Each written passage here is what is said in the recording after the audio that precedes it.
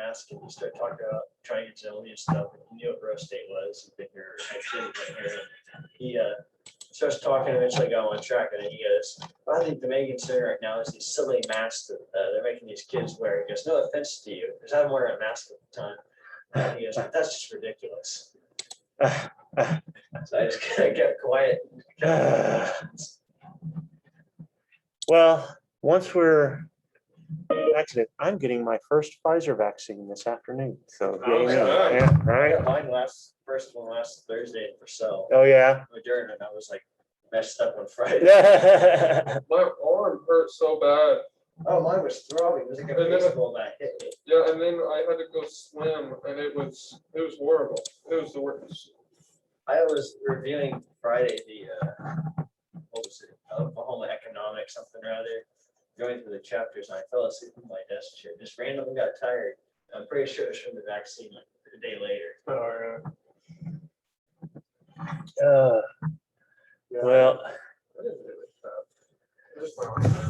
so let's do an update real quick about how our projects are moving along. I know everybody's got stuff that's still alive, right? So as far as we know, so let's find out. We'll start with you two, and then I'll hit up Andrew here in a minute. So who wants to go first? Just don't have to be super detailed. Just tell me where you're at, how you feel like it's going right now. If you've had any interesting conversations, that kind of stuff. Oh, I went to the Capitol last I think Monday last week or whatever. Okay. And I went to go ask the committee chair, I forget his name, for the energy in the Senate, and asking when it's going to be heard in the Senate. And I need to call up there. She said she'll have more information this week. Yeah, so I went up there and did that. Okay. I also met with Andy Fugate. Okay, good. Talked with him. He was cool. Good. Good. I got an email back from the plant manager at the Oklahoma City landfill. Right. He said we can arrange a time this week. I just emailed him again this morning. And then the other lady, her name's Nina. She's a renewable natural gas coalition. It's in California. I have her phone number. I texted her. She never got back to me, and I emailed her, and then her email was like weird. It's like it sends an automatic reply. Right. Yeah. So I'm probably gonna find someone else for the expert. Ouch. But really all.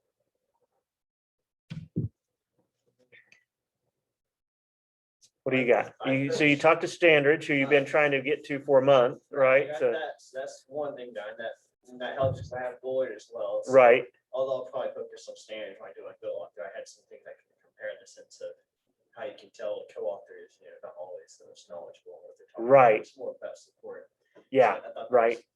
Yeah, co-sponsors are usually, I mean, now there can be times when you have a co-sponsor who's like really involved in it, but usually it's just like, yeah, I'm going to support this because either I like it or I want something from this guy later on down the road, or they're going to support something of mine, right? So Bullard gave me like more like Republican talking point answers.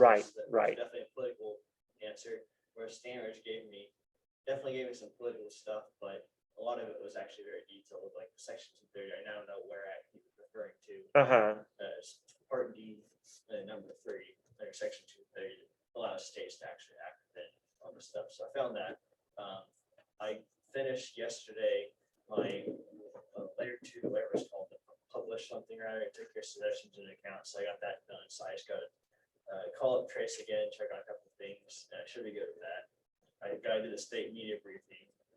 And most of the other stuff, like the main stuff, I have ready to kind of prepare for the project summary. I just have to figure out the whole article summary thing.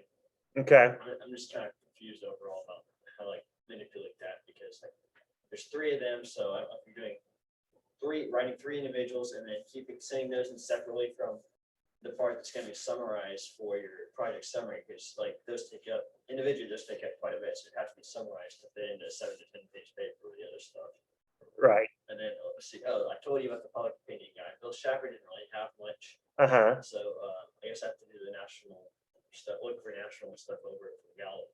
Okay. Pew. And then Adam Maxey, I called him and he answered and said he hadn't really been following, but he should be following it. And I haven't heard from him since. He told me to text him and I texted him and he hasn't replied. Okay. So Well, just remember, they're all super busy right now, so I'm trying to. unfortunately, we are on the low end of the priority list for them. Not worry about. I'm getting kind of discouraged. I'm not going to like screw my grade up, but they're like hard to get a hold of. And some of these, Yeah, like there's they a lot can of be. like obstacles that I keep getting in front of, keep having to like try to move around. Right.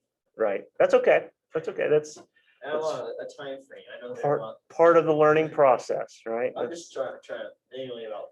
And that's all good stuff to include too in your summary. It's like, man, these people are hard to, or some people are really responsive and some people aren't. And what's the difference and that kind of thing. That's all good stuff to include. What do you do if you get to like several weeks away from when it's due and they're still not really like I'm working on getting out of Max to reply, but I don't want to be overbearing on him. But All right, you just keep me informed.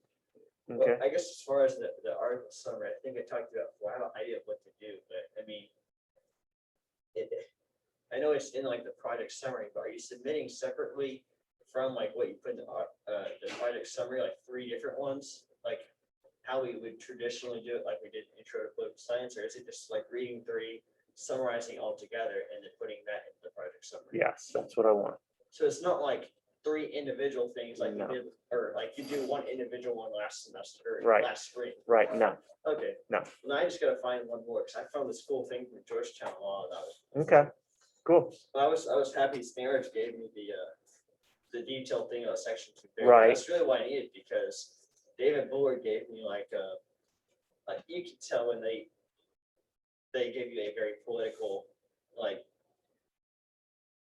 directed speech. If they know if you discuss your party, and so that they kind of use that to give you a politically, how you describe it, just kind of cough up something to expect you to believe it. Versus Standards giving me something that was like, yeah, go here. He actually wasn't right. He told me it was section E, but it's actually section D. I thought it was funny that he said, I asked him about, and this is interesting as well. He didn't know all the people that voted against him. I asked him why he thought there was like people that voted against him. He says, well, I think there's a pretty straightforward vote, and it was. He says, I don't think any Republicans voted against it, just Democrats. And I said, well, I saw 2 or 3 on there. And he goes, oh, I wasn't aware of that. I said, I remember Greg McCordy, Mm-hmm. and maybe Carrie Hicks, not Carrie Hicks, the Hispanic lady's Republican that sits kind of next to the Democrats on the Senate floor. I can't think of her name. She's like kind of in front of Michael Brooks here. Okay. He wasn't aware of that. He said, that's interesting. He says, yeah, I just love all my Democrat colleagues. Despite what they think, they're just great people. I just love them. But I don't know if he's being like, if he's just being very diplomatic or if he's like really trying to be careful and suck up. He seemed like pretty diplomatic. He's a really nice guy. He just was hard to get a hold of. Right. I was thankful to him for doing the interview. And I went and told the lady up front, Susan Wallace, for getting it set up, because she was the one that reached out to me. Good. The smell of coffee was just overbearing in his office, but other than that, complaint. Yeah. Andrew, what can you tell us? How's your project going? Well, it was going really well.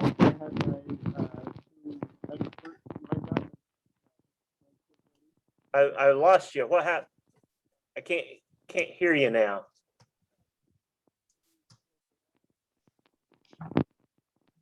I don't know if it's on my end or your end.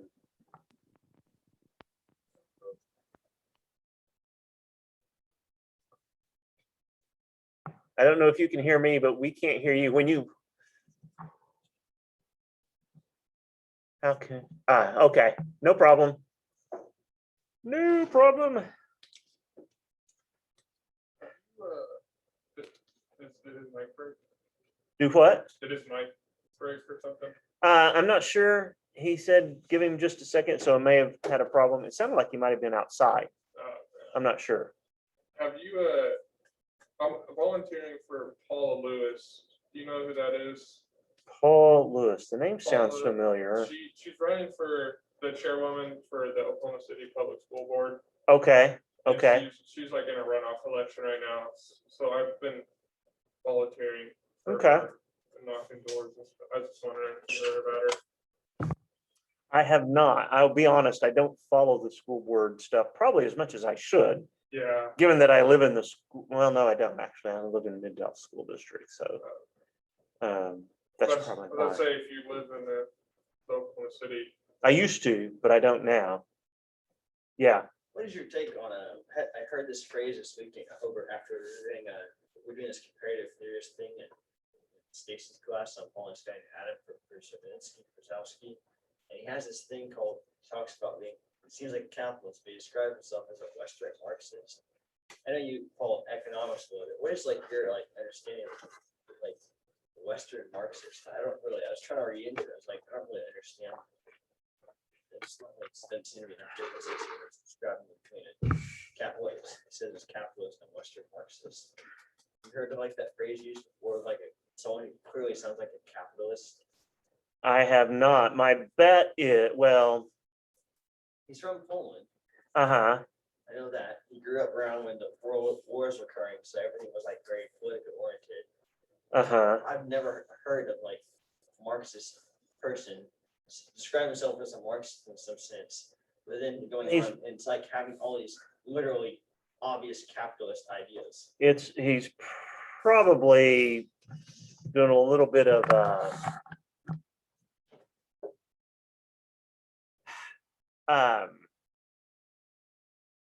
kind of a play on it. I have a feeling it's what, but I have not heard that term before. Have you So heard of him before? Adam Przowski. not maybe if I saw his last name spelled, I might, but not that I know of. Someone from the University of Chicago. U of Chicago, right? So they're big. Yeah. Critiques a lot of Guillermo O'Donnell and Schmitter's work. Right. They're one of the three major economic schools, kind of from Milton Friedman kind of fame. So I found myself reading through this book. We haven't looked at other people besides the people I just following, Robert Bates and some other ones. I'm just starting to look at creeping through there. What people I've heard of in our political theory class after like talking about Hayek, Schumpeter's really the one good. that Hayek was refuting. Actually, Hayek was refuting Keynes. Keynes, Right, Keynes, yeah. Which you should be familiar with Keynes. I mean, nobody has been more influential. But Schumpeter is really good too. And his book is pretty interesting because basically his approach is, oh yeah, socialism's going to come. Yeah, but not yet. Well, we got to do all this other stuff first. And so he keeps setting up, yes, but this hasn't happened, this happened. So it's pretty interesting the way he approaches it. Andrew, are you back with us? I think so. Can you hear me now? Yes. All right. How Something are- was up with how my are things computer going? mic, but I think we got it now. Awesome. All right. So I was making really good progress so far when it comes to like transcripts and getting a interview with Senator Lee Wright, who proposed it. However, I learned the tragic news over the break that my bill was dead. That's okay though. I mean, that's part of the project. So that doesn't prevent you from completing the project, because you can probably complete it a little bit earlier because there's nowhere else to go. But at least now, which bill were you looking at? It was the PFAS Waste Act. Okay. So yeah, so did it make it out of committee and just? It did. It survived committee. They just did not get a vote on the floor. Right. Oh, okay. So what you might do if you haven't yet, now was that a Senate bill or a House bill? It was a Senate bill. What you might do is try to contact the Senate floor leader and just see if they can explain, why even though this made it out of committee, why it didn't make it for a vote. And just try to do that without making it sound like you're going to publicly berate them, in all sorts of media. But Yes.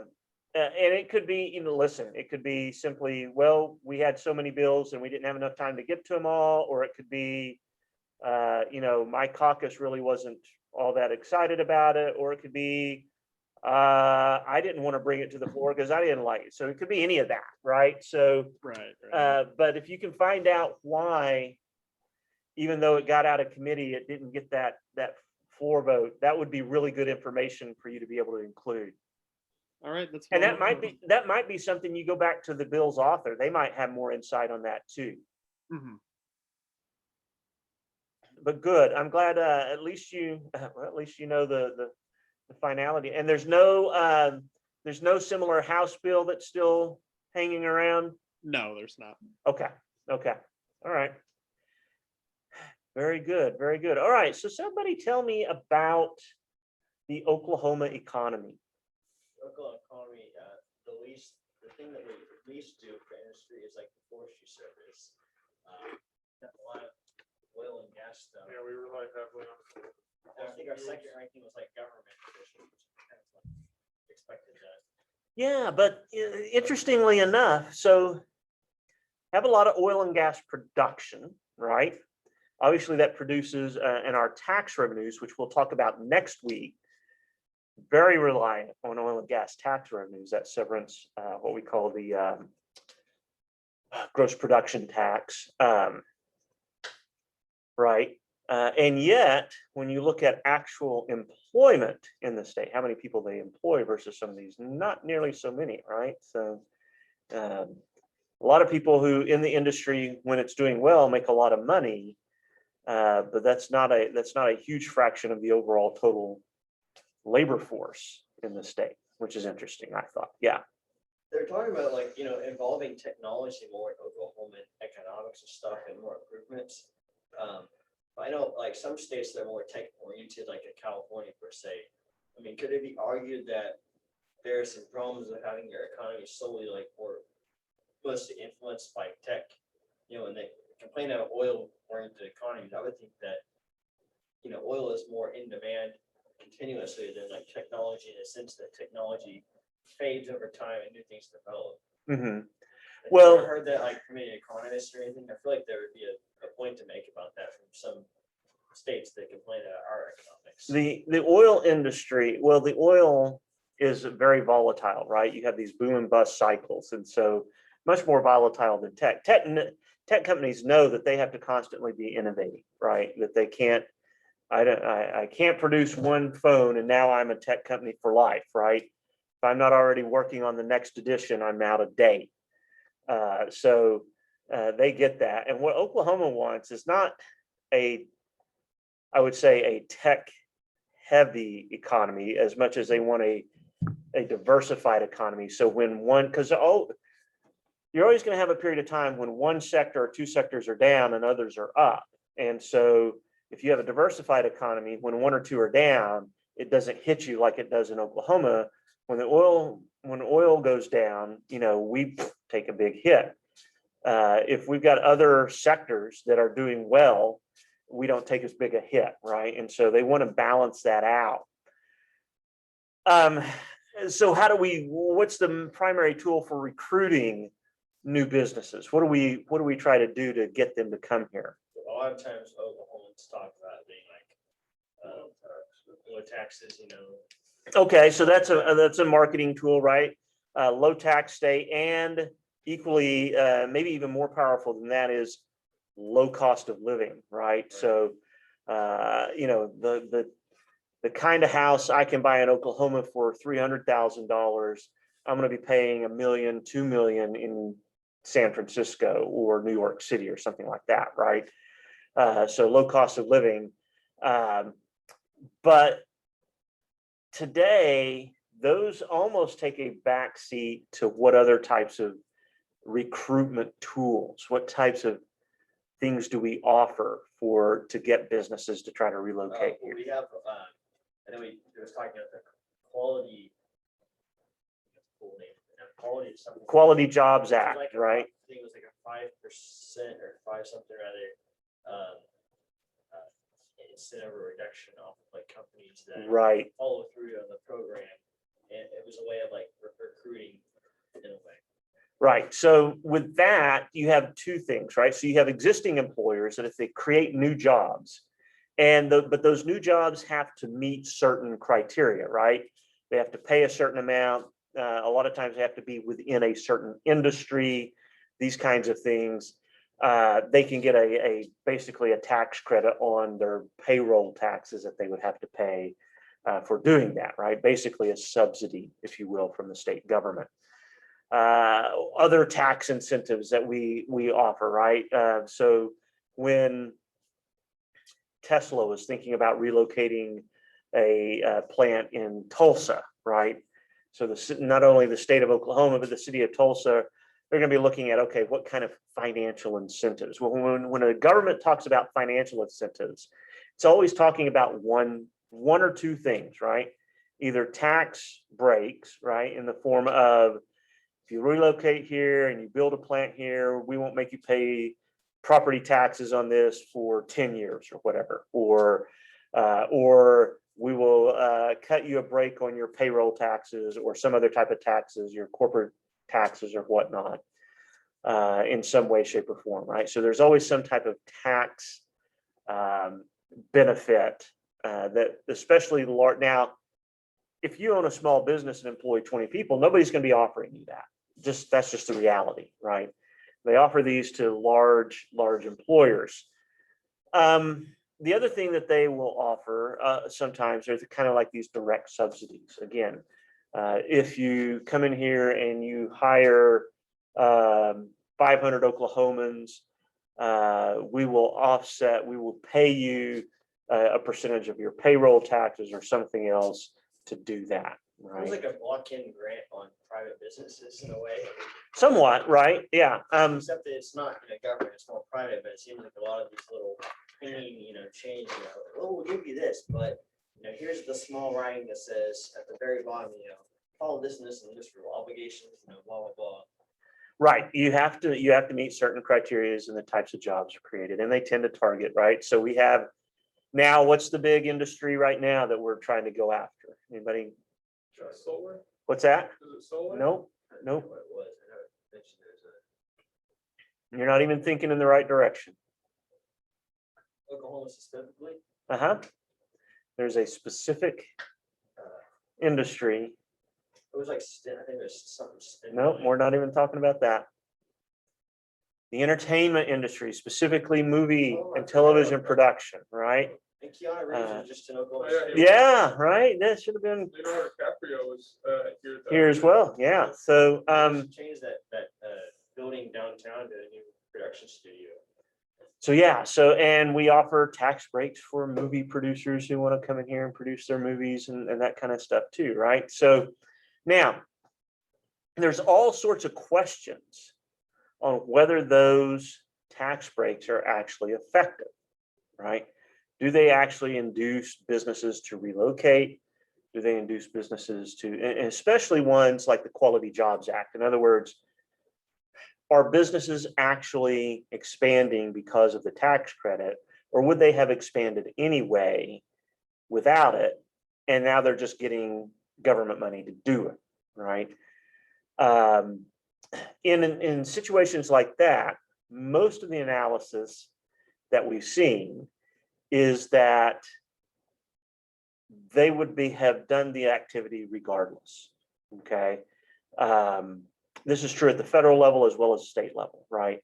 That tax incentives themselves don't tend to motivate companies to do stuff that they wouldn't have otherwise done, right? Same thing with individuals, or like during the Obama administration, they had offered a tax credit for the purchase of electric vehicles. And they didn't find that more people were purchasing electric vehicles. They just found that they now had a tax break that they could get from doing so, right?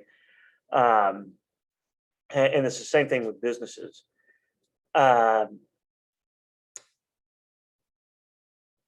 So some of these seem can be. Now, if you're talking about, say, wind and solar, right? Oklahoma gave tax breaks for those industries for a while. And if you read this chapter, that's one of the things they talked about. They became political targets. These particular tax breaks became political targets as the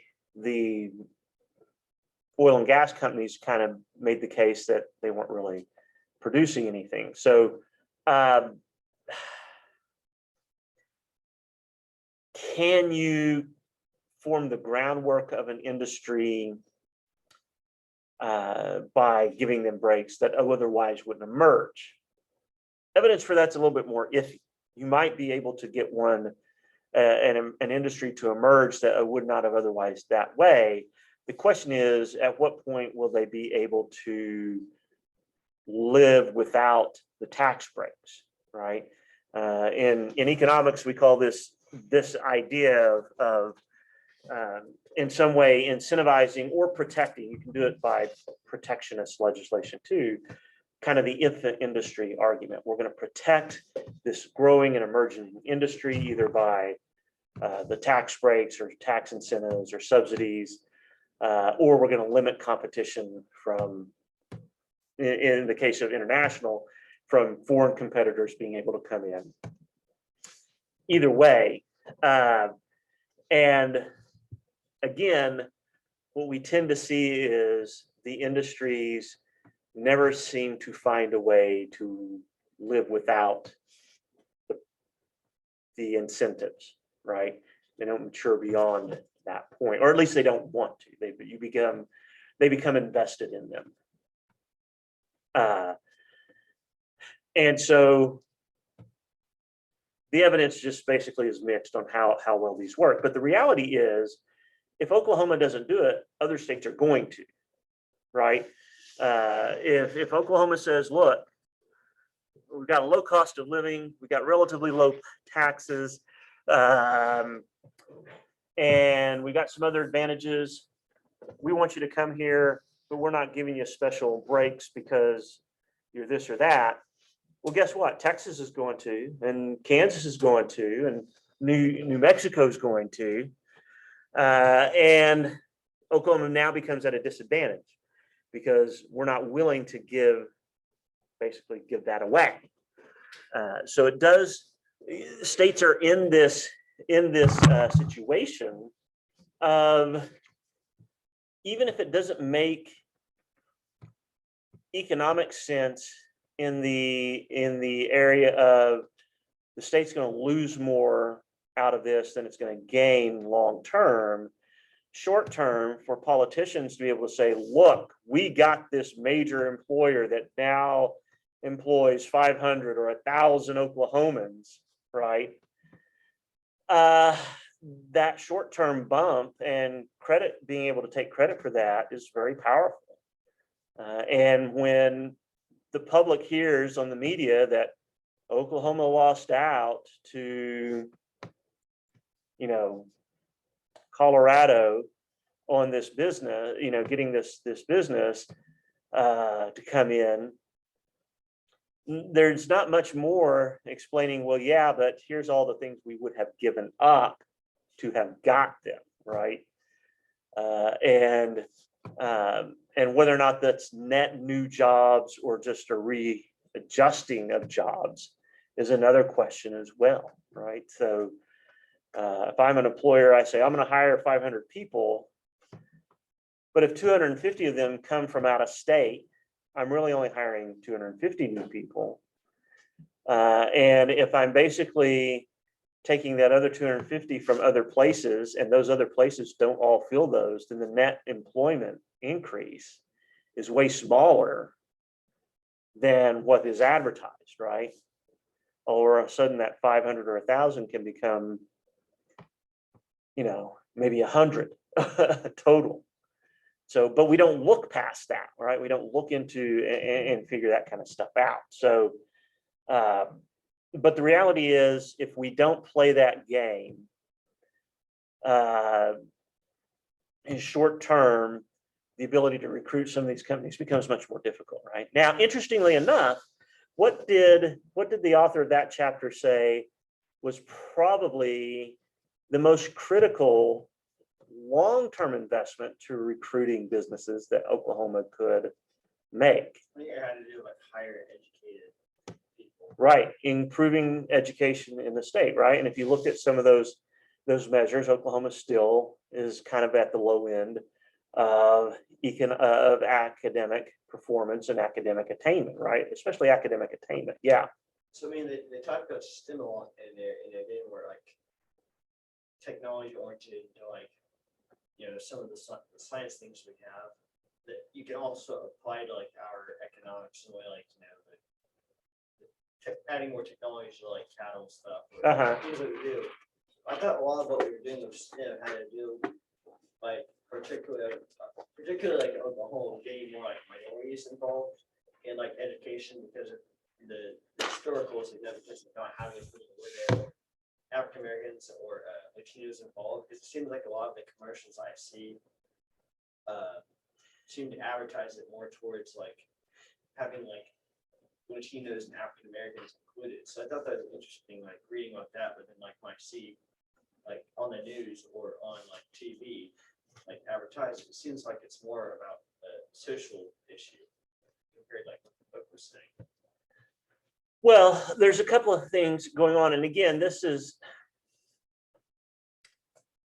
there are all sorts of ways of evaluating this. So I want to try to make sure that I give a fair kind of discussion of this, right? But, right, so there is obviously, right, this push for a greater diversity in all aspects of what we're doing, right? And traditionally, minorities have not had the kind of academic attainment that we've seen the majority have, right? Whites have.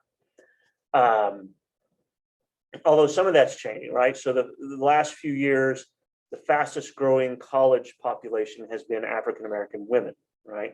We've seen more of those enroll at higher rates than any other demographic, okay? So some of that's changing, right? And we know that women for a while now, for at least a decade, there have been more women overall in higher education than there have been in men, right? So, so we know we see some of that changing. The question becomes, is it good public policy to try to steer people into particular subject matter fields, right? And I'm not talking in this case racial demographic or just people in general, right? We know if you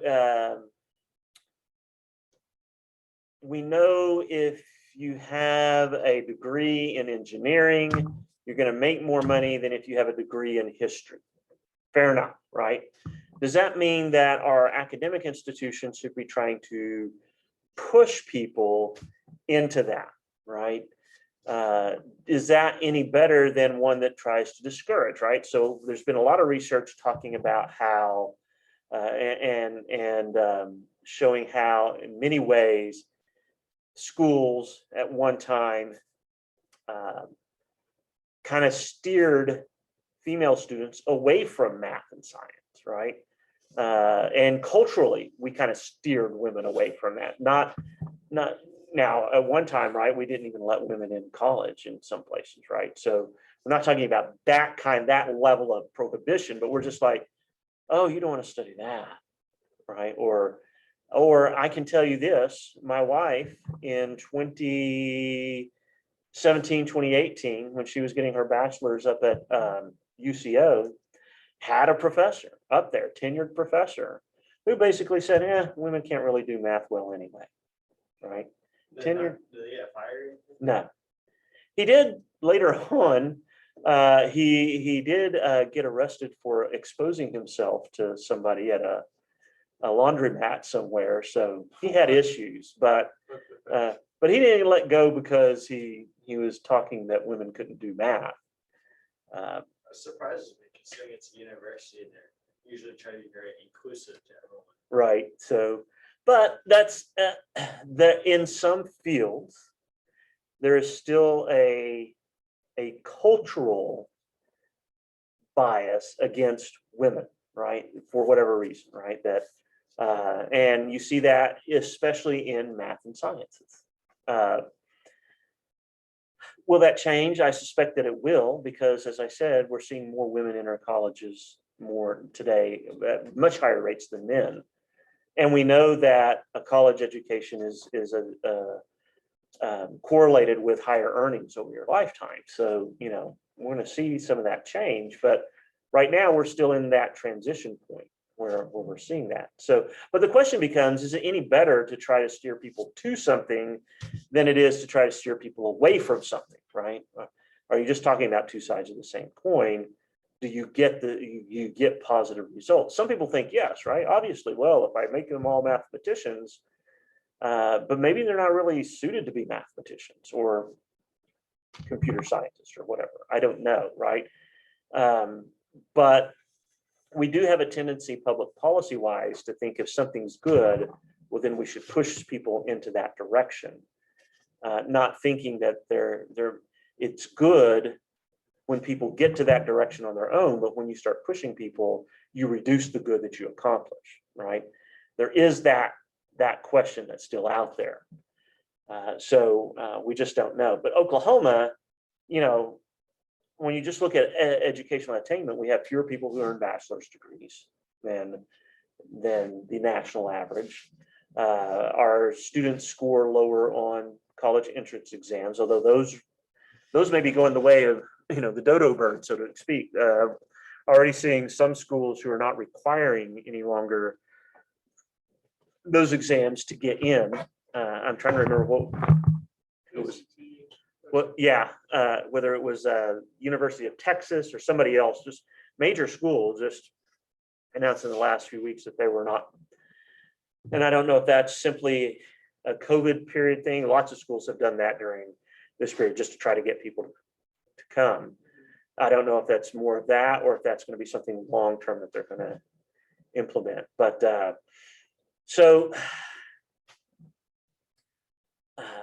but basic education is clearly something that, especially when you're talking about the type of employment in the United States, that is going to make the difference between earning a good living versus scraping by.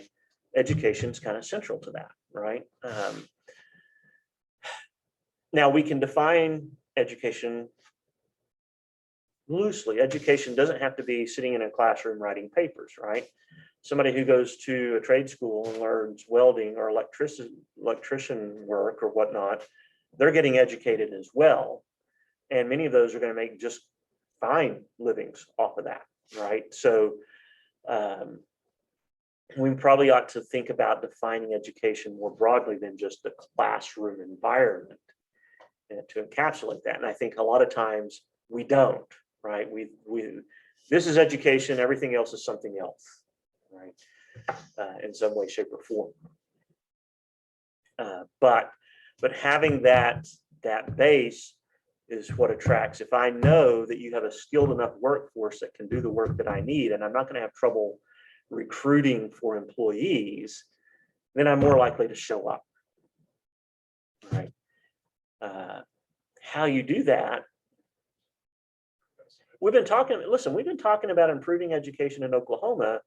Go back and read, what was it? The first major piece of education legislation that was passed in the late 1980s, right? So we're knocking on almost 40 years that we've been talking about improving education in Oklahoma. We've passed lots of legislation to make that happen, and the results have been rather mediocre so far, right? So the question becomes, well, what are we doing wrong, right? A lot of people say, well, you just need to pay your teachers more, but there's mixed evidence on that, right? And our teachers are no longer at the bottom of the pay scale, especially in our region. So a lot of people have talked about, well, maybe it's something else. But the fact is, we've done a lot of stuff, none of which has put us, in Governor Stitt's terms, to put us in the top 10 in education in any way, shape, or form. And the question becomes, okay, what is it that would make a difference, right? What is it that would make this big difference that would put us there? And I don't think there's a magic silver bullet, right? There's not, if we just would do this, right? Some people want to boil it down to, if you would just do this or you just do that, everything would be just right. And I don't know that that's, I'm pretty sure that's not true, right? But we do know in any kind of modern economy,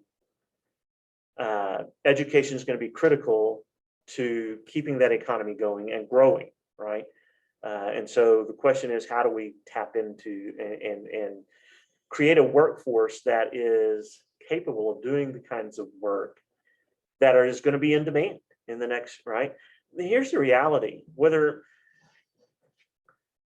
and I know that Landry and I have had these conversations outside of class per se, but the fact is, oil and gas jobs are not going to be the high demand jobs in 20 or 30 years from now, right?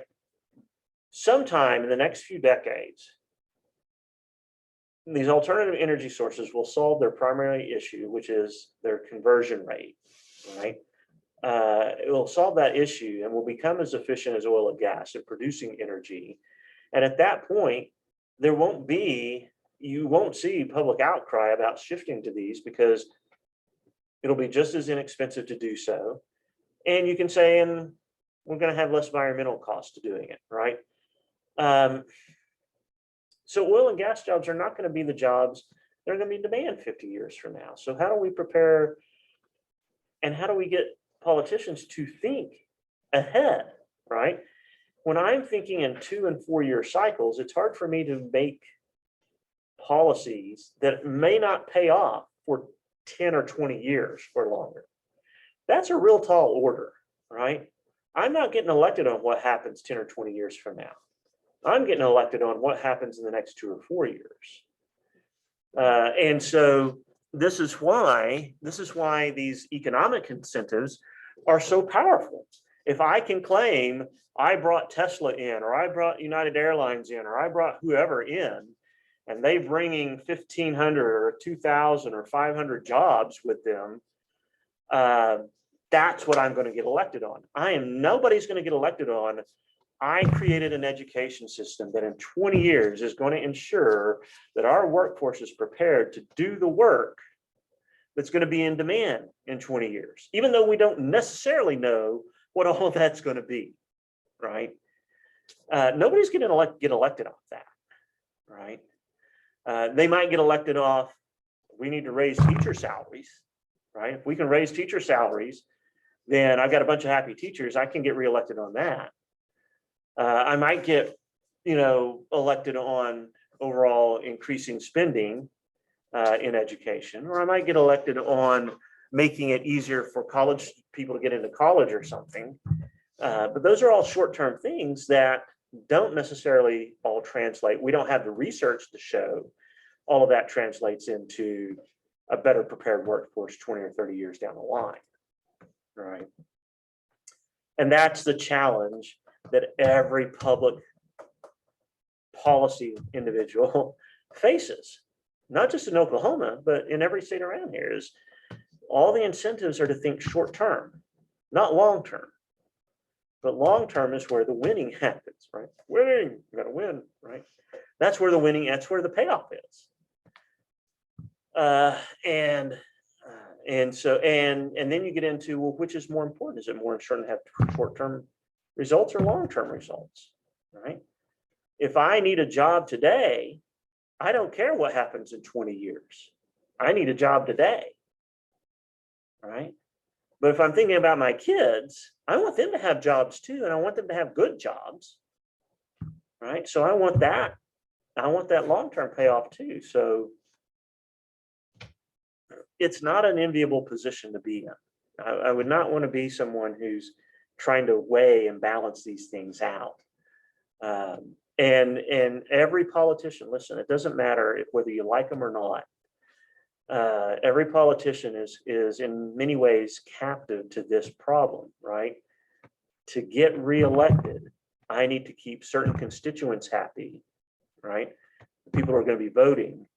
And so I've got to take action that is going to be fresh in their mind when election time comes up.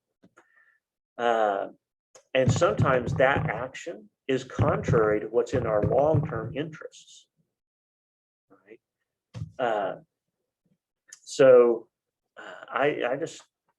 I think we are in this place where we know what we have been doing hasn't been working. We're not sure what we need to do to change. And we're still captured by interest, all sorts of different constituency interests that make it hard to do the change that would actually pay off, right? That would see that. And nobody, I don't care about Governor Stitt's top 10 thing. That's not going to happen in 4 years. It's not going to happen in 8 years. It's impossible. There's too many variables, right?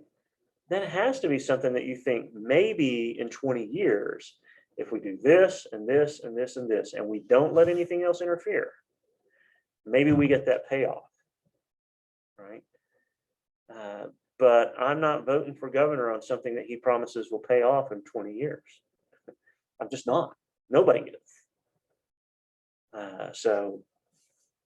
And the Oklahoma economy is very much that way. We've been talking about diversity. We had a huge oil bust in the 1980s. It was devastating. Way more disastrous than what we saw in the last decade, right? When we saw it, we had banks closing, we had businesses closing, we had all sorts of things going on, right? And we've been talking about diversifying our economy ever since. And we're still talking about doing it. What you got? I was curious. I know when Aubrey McClendon killed himself in like the last 5-6 years, he's seen some legal issues. But like during that time period, was like the oil economy and stuff. Like, did he kill himself during that time period when we had our last like oil? I think that was when, we had seen, because like our down. Here's what I remember in 2016. 2012, 2013, 2014. I wasn't on full time until the fall of 2014 here. So I was part-time teaching for about 4 or 5 different schools, right? And so I was driving, from Southwest Oklahoma City to here, to Edmond, to Seminole, to teach out in Seminole State College, and back to OCCC, right? So that's kind of my route that I was teaching at the time. And gas prices, I was paying well over $3 a gallon. I was driving a Pathfinder at that time, Wow.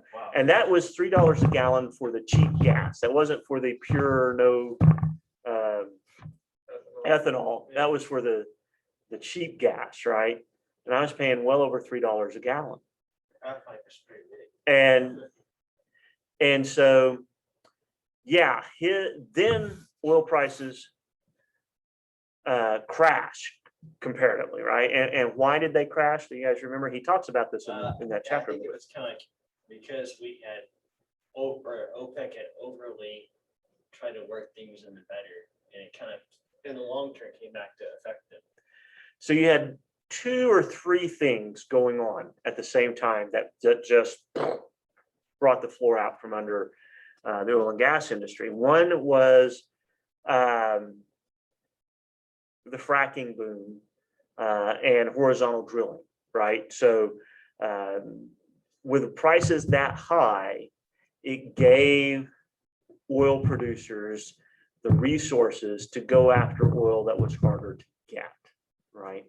And this is one thing I try to encourage people to think about when we're constantly hearing, oh, we're going to run out of oil. We're going to run out of oil.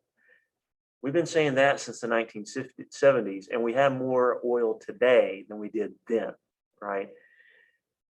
The question is, can we get to it or not, right? when gas was really high, it gave them the resources to get into the fracking, get into the horizontal drilling that they didn't have prior to that, right? So we're drilling in places that's harder to get to the oil than it was, right? So you have that, okay? That produces a boom in oil production. At the same time, you have Saudi Arabia and the Soviet Russia. That tells you how old I am, right? And Russia, kind of in this competition. They're upset at each other. Russia is not wanting to play nice with OPEC. And so Saudi Arabia says, fine, we're going to drive you out of the oil business by by increasing production, right? And Russia says, we'll see your increased production and raise you, right? So you have, these two huge groups of oil producers that are just flooding the market with oil at the same time, right? OPEC basically serves as a cartel function, right? Tries to regulate the amount of production so prices won't fall, okay? Now, that can be advantageous at times, but it can also be disadvantageous. See the 1970s oil crisis, in which OPEC said, we ain't producing squat, and prices went up, and you had long lines of gas stations, and we were running out of oil. So it can work both ways.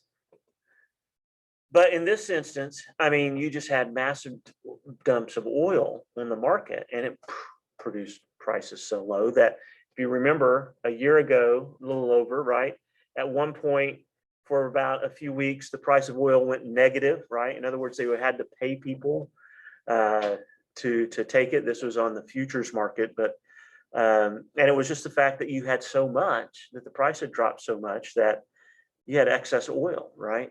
You have the fact that the U.S. doesn't have to import oil right now, hasn't had to for a few years now because of our own production explosion.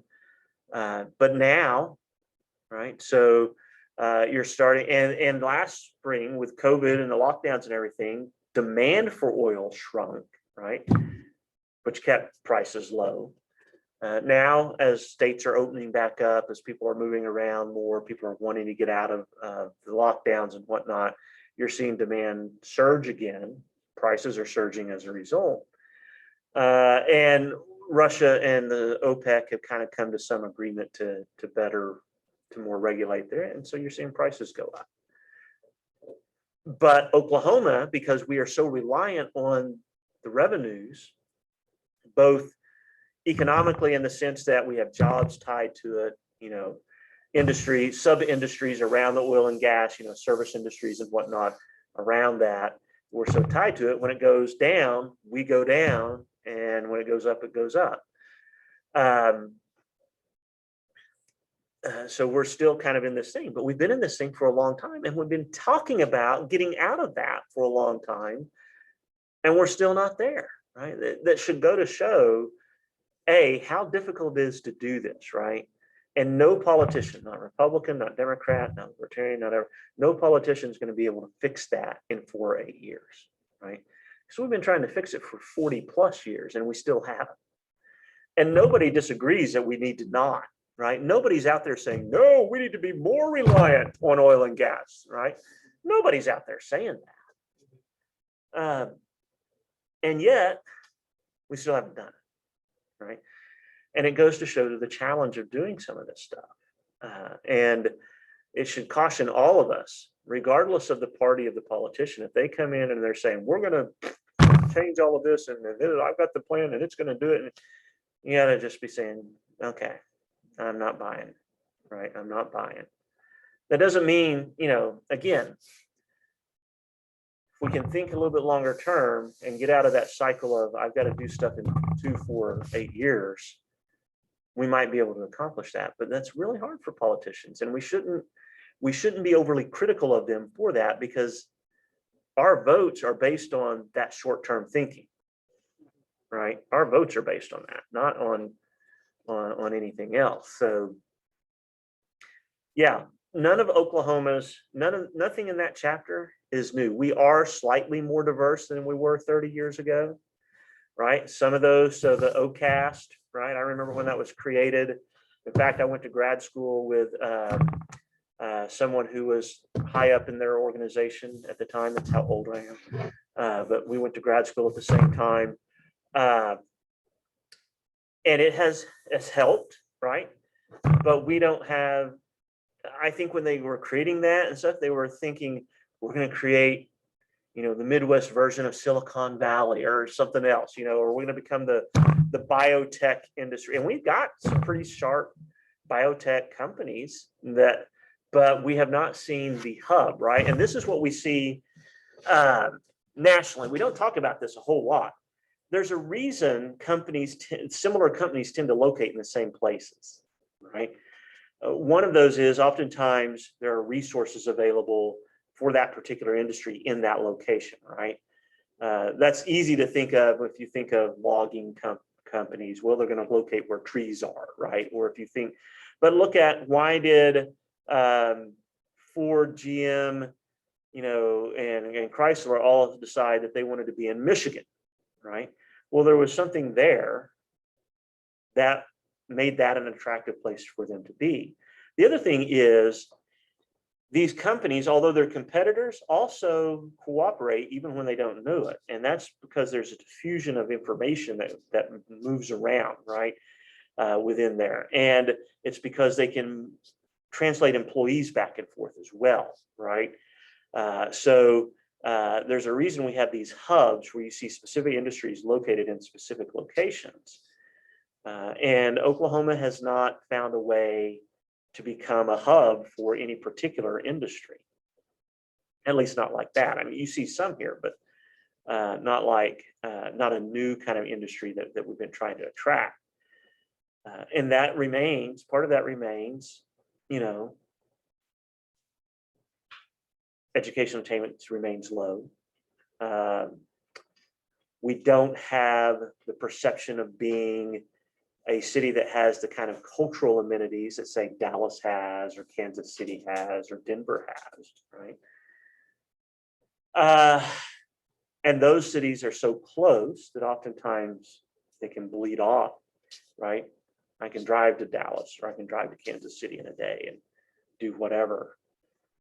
So it can be hard to compete in that area.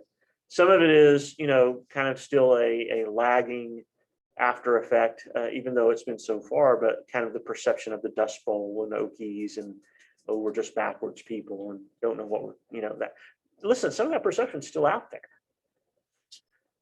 So we're dealing with all sorts of stuff and it complicates that, right? It just doesn't, it should make us skeptical of quick fix plans of how are we going to solve this, because we've been saying we were going to solve it for 40 or 50 years and we just haven't. Are there things that we can do? Yeah. Can we invest more in education? Yes, but I don't think that's going to solve the problem. At least not all of it, right? And I think we need to dramatically rethink what we mean by education in the first place if we really want to be on the leading edge of that. Can we, in the meantime, can we find a way to incorporate, right? Can we keep our college graduates here instead of seeing them flee the state, right? He talks about that. What does he call that? The brain drain, right? Where our college graduates, they get their degrees and they're out the state going somewhere else. So I'm working with the Paula Lewis. She's right. So could she propose a policy that would teach students in her district about renewable energy sources, environmental stuff, or education policy? Does she have that power as for her school district? She has a lot of room to do that kind of thing, right? And so they can say, yeah, and that's something, if you think of education as a pipeline to the workforce, and I'm not sure we should, all right, at least some levels of education, we shouldn't think of it that way. But if you think of it in generally, that education is a pipeline for the labor force, right? then yeah, what schools should be looking at is trying to figure out, what are my kindergartners, what kind of occupations are they going to be looking at when they graduate, Yeah. right? And tailoring the education system, making sure they have the skills to perform in those kinds of occupations, right? And the problem with that is, okay, if nationally those skills are X, right?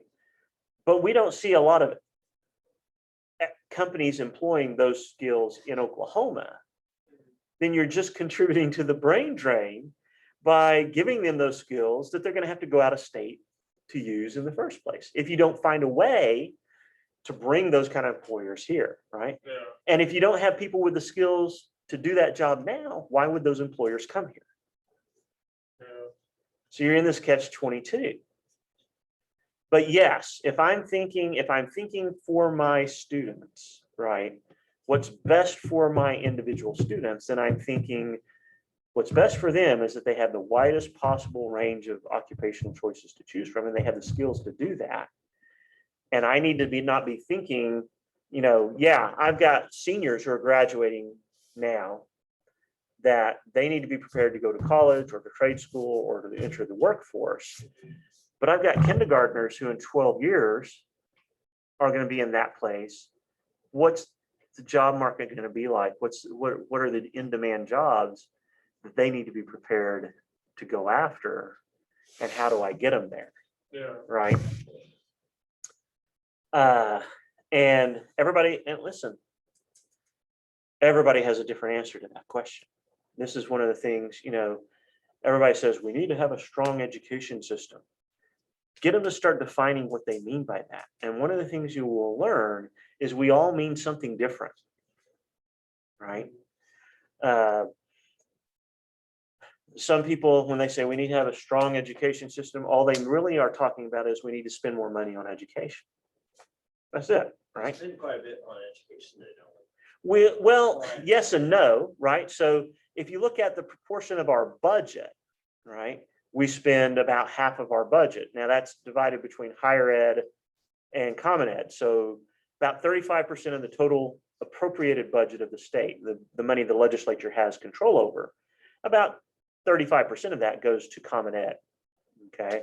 Then about 15% goes to higher ed. All right. Is that because higher ed frequently has more money? They have the ability to attract money outside of the system, right? So the University of Oklahoma, for instance, they only get, my understanding is they only get somewhere around 10 to 15% of their total budget is what's appropriated from the state of Oklahoma to them. So 85 to 90% of their budget comes from tuition and from donors and other sources of government grant, federal grants, stuff like that, right? Is where they get the rest of their funding from.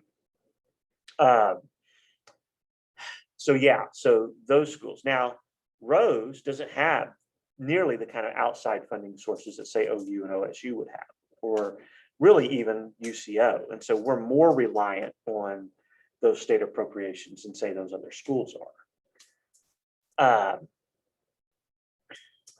And that brings into the question too. All right. So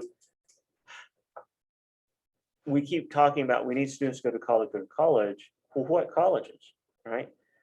We've got this huge political issue over massive student loan debt. And yet we want everybody to go to OU and OSU, which are the most expensive colleges in the state. Does that make sense? I don't know. Right? I mean, all of this is related. And if you're talking about improving education, right? Well, or improving access to education. Find a way to either reduce the cost of college, right? Find a way to, again, think about education beyond college. I've got a son who isn't interested in going to college. He wants to be a welder. And I'm like, fine. Then that's education. You got to go through a training program. You got to do all, learn. And when he comes out, he'll be making good money, right? So, thinking of education beyond just this here really is important too, because if you don't, you miss a lot of occupations that can make good money, provide a good living, And you're almost stigmatizing them, right? Trust me, you know who was making bank over the last month? Plumbers, right? All those pipes bursting, all the plumbing problems people had from the, they were making tons of money. They get stigmas for different reasons. People give them a stigma and the bad reason, when in reality, plumbers really are like frequently pretty wealthy. Yeah, everyone needs. If, everyone yeah, needs I one. mean, if you got running water, you're gonna need them at some point in time, right? If you don't have it, you're gonna need them. Yeah. It's possible. So, so we've got to we need to think about that in broader terms. And we need to find a way to allow people to figure out what they want to do, right? I think, now, okay, I'm getting in my own personal opinion here. You're not going to be graded on that, but, you know, I think we need to have, you know, in the high school at some point, you know, students ought to have a good feel for what direction they want to go in.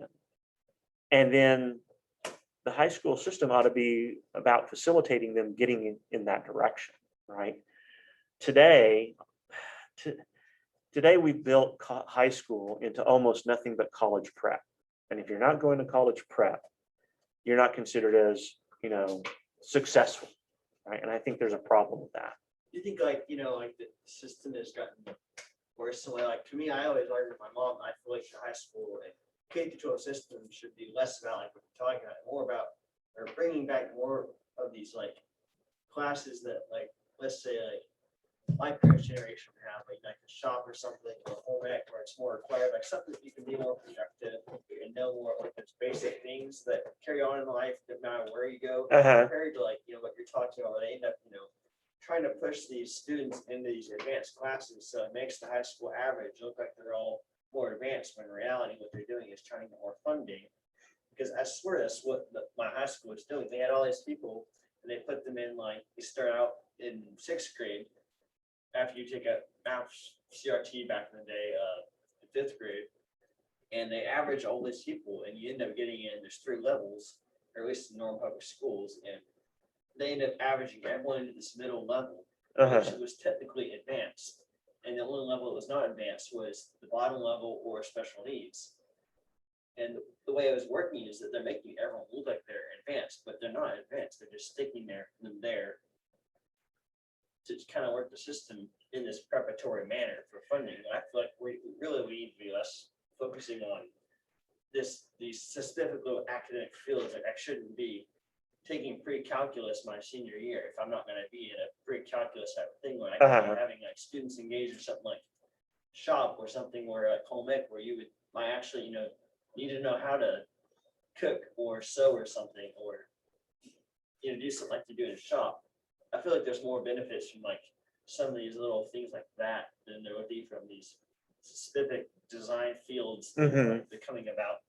Well, this gets us back to that question of, should we be pushing people in a particular direction, or should we be allowing them to find their own direction and facilitating that, right?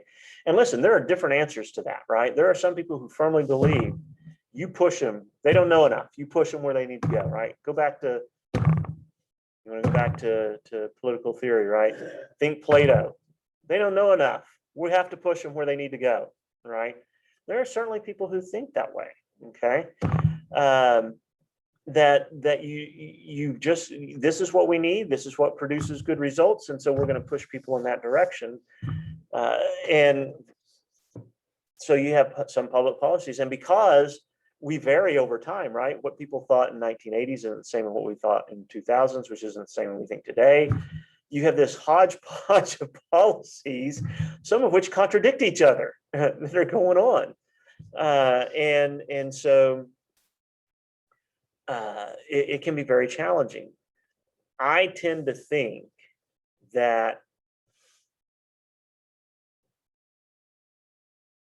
the state government, much like the national government, but more so even at the state level, because the national government doesn't get involved in, especially in Common Ed, hardly at all. I mean, you got a few funding programs that they put some things on, but other than that, it's a state level and a local level responsibility.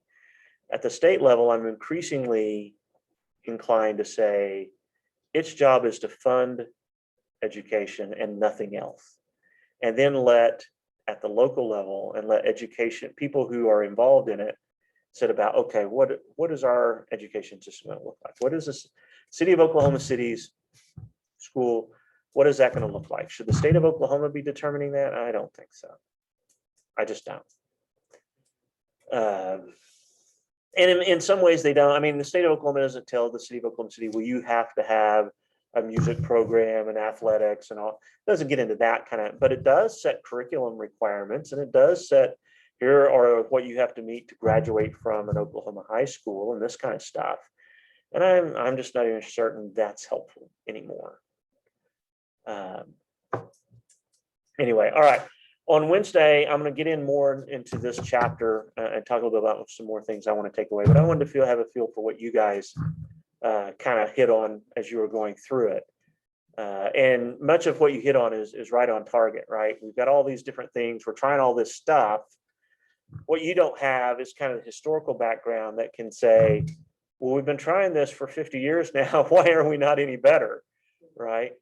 And listen, if I could tell you specifically why none of that worked, I'd be making a lot more money than I am right now, right?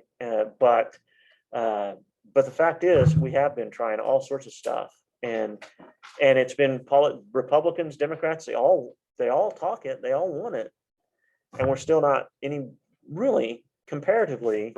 We're not so much better off than we were. So what's the deal? And we'll see if we can explore some of that a little bit more deeply on Wednesday too. All right. All right. All right. I'll see you guys in. I'm going to go get a shot in my arm. Sweet. Have fun with that. Yeah. Right.